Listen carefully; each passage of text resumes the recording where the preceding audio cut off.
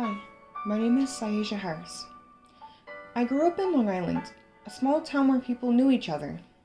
The first time I saw a real instrument was in third grade, where the high school students had to play their instruments for us. The most eye-catching to me for the time was the clarinet, the trombone, and the flute. I liked how they sound and how they looked. The music teacher at the time told us all to write down 3 instruments we were interested in playing. And of course, I wrote down the clarinet, flute, and the trombone. He asked me to come into his office to try out the instruments, which made me really nervous. I tried out all 3, but didn't have an affinity with any of them, until he brought out this really circular instrument and asked me to blow into it. Skeptical of what it was, I blew into the instrument. And once I did, he knew that the French horn was better suited for me. Either it was because it was suited for me, or because they really needed more horn players. But it will forever be a mystery. As I continued to play the French horn, throughout middle school and into high school, it had hit me that this was what I really liked to do or enjoy doing. Band class was the first class of the day, and I would always make sure to make the morning bus so I could be on time and in my seat when class was ready. I feel the reason that not just myself but other people enjoyed the class was because of our teacher. His name was Mr. Cordero, who was almost at the end of his career.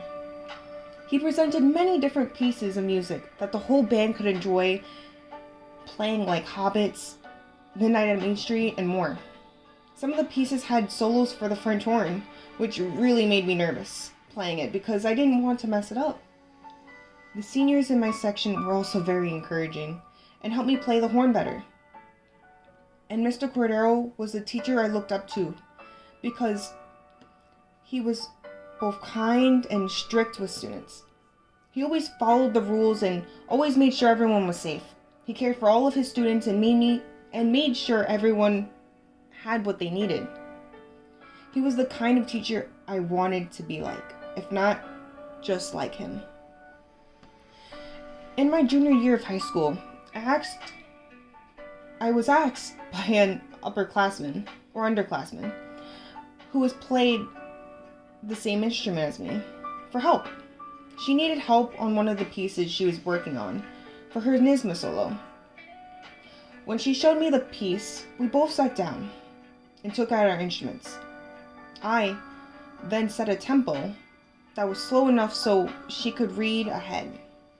We played together 2 measures before the spot she had a problem with, and we repeated it over and over until she finally got it at the point that she could play it by herself without me. It was so refreshing after helping her learn the rhythm through hearing it and rather than talking about it. It helped me teach it to her through listening and playing it so she was able to listen and produce it. When I taught my underclassmen that day, I knew I wanted to be a teacher. I felt it was the right thing to do. I felt that connection between me and my underclassmen that day as a teacher-student moment.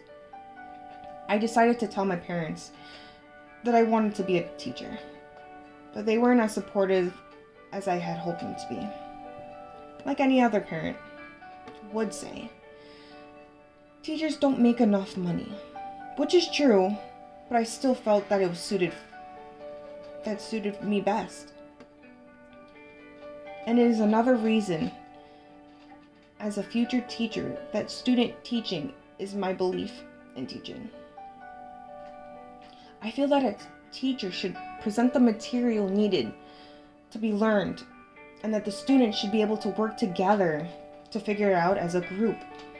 It allows the students to engage with one another and to collect different ideas that they can use. It also allows them to express themselves more than they would do in front of a teacher, and helps them to get to know one another.